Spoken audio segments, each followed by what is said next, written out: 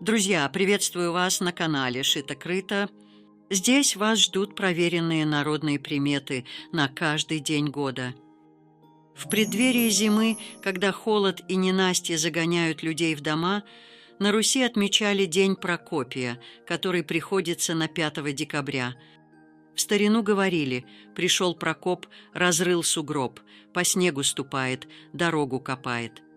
Это означало, что в этот день зимняя погода становится устойчивой, и снег перестает таять.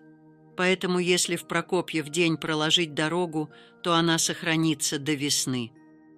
Знаете ли вы о главном табу в этот день и о других важных запретах дня, нарушив которые можно привлечь к себе несчастье?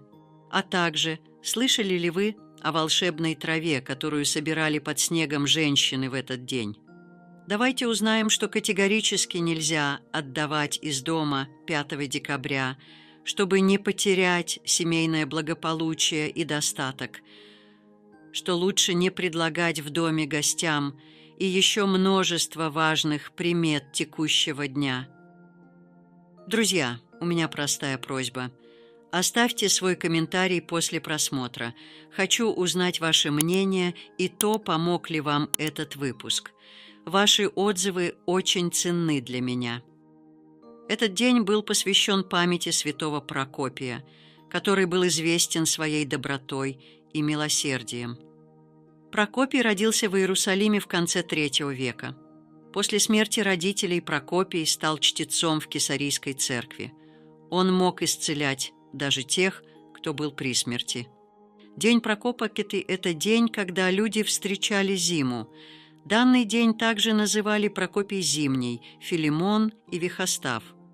Этот день знаменовал собой окончание сельскохозяйственных работ и начало нового зимнего сезона. В этот день мужчины и парни собирались, чтобы подготовиться к предстоящим холодам. Днем они ездили по дрова и за сеном, чтобы обеспечить семью запасом топлива и корма для животных. А вечером, после тяжелого трудового дня, начинали заниматься санями. Сани были очень важным средством передвижения. Они использовались для работы в поле, для перевозки грузов и, конечно же, для развлечений. Поэтому важно было, чтобы сани были крепкими и надежными. Кроме того, они проводили различные обряды, чтобы сани были защищены от поломок и несчастий. Например, они рисовали на них защитные символы или привязывали к ним ленточку красного цвета. Сани накрывали самым лучшим покрывалом и читали на них специальный заговор. На Прокопия мужчины обязательно варили общественное пиво, а женщины, одевшись потеплее, отправлялись в лес за эфилией, волшебной травой, которая росла в снегу. Встречается она в диких лесах, полях, вся покрыта длинными волосками. Это растение, по поверьям, обладало целебными свойствами и помогало детям расти крепкими и здоровыми. По преданиям, эту траву давали человеку, который не растет или имеет горб. К Прокопьеву дню обычно выпадало уже много снега. Дороги заносились, и было трудно пробираться к деревням. Поэтому в этот день жители деревни сообща всем миром прокладывали дороги. А после тяжелой работы люди собирались вместе, чтобы отдохнуть и повеселиться. На праздники пели песни, танцевали, водили хороводы. Наши предки заранее заботились о своей безопасности и были готовы к любым погодным условиям. Вдоль дороги в снег втыкали вехи, палки с паклей, соломой. Это помогало путникам не сбиться с тропы, когда ее занесет снегом. Дороги занимали особое место в жизни древних славян. Дорога была символом жизненного пути. Наши предки верили, что дороги могут быть опасными, особенно развилки, обочины и перекрестки. В этих местах часто хоронили самоубийц и некрещенных детей, поэтому их считали опасными. Чтобы защитить себя от несчастий, славяне проводили возле дорог различные ритуалы. Поднимать предметы у дороги и даже прикасаться к ним было строго запрещено. Считалось, что через них можно принять на себя порчу или чужие недуги. С дорогой связано много суеверий, как хороших, так и плохих. Вот некоторые из них.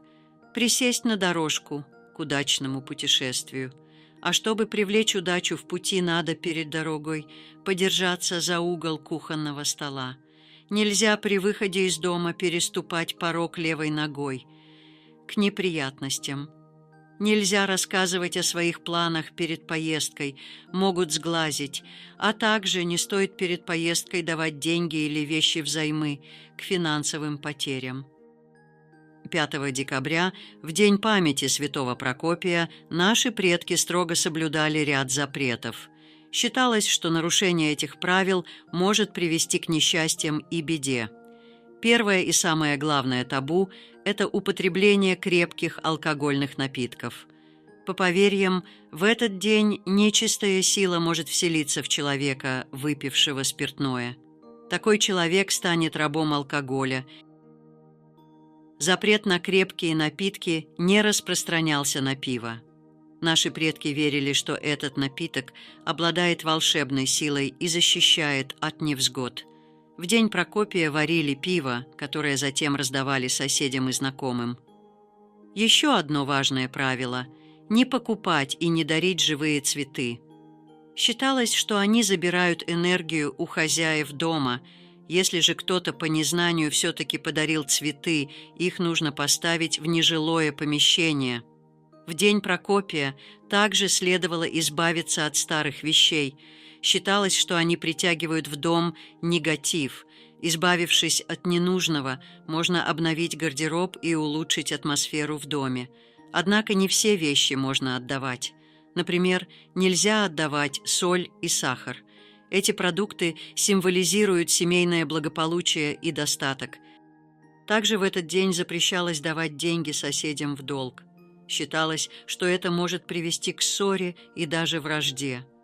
Нельзя стелить гостям постель, на которой ранее спали супруги. Это могло привести к распаду семьи. И, наконец, в день Прокопия запрещалось пристально смотреть друг другу в глаза. Считалось, что это может привести к долгой ссоре, а влюбленным даже к разрыву отношений. По приметам, связанным с Прокопьевым днем, определяли погоду на будущее. Считалось, что если в этот день видели волков близко у деревни, то зима будет долгой и суровой, а весна наступит поздно. Если вороны и галки летали над деревьями большими стаями, то скоро должен был выпасть снег. А если они садились на землю, то можно было ждать оттепели. Если 5 декабря резко наступило тепло, то зимой будет много снега. Если полосатый кот перебежит дорогу 5 декабря, то ожидаются перемены в жизни. Друзья, если это видео оказалось для вас полезным, не поленитесь нажать кнопочку «Нравится» и оставить комментарий. Так я смогу понять, в каком направлении двигаться дальше. Заранее благодарна за поддержку.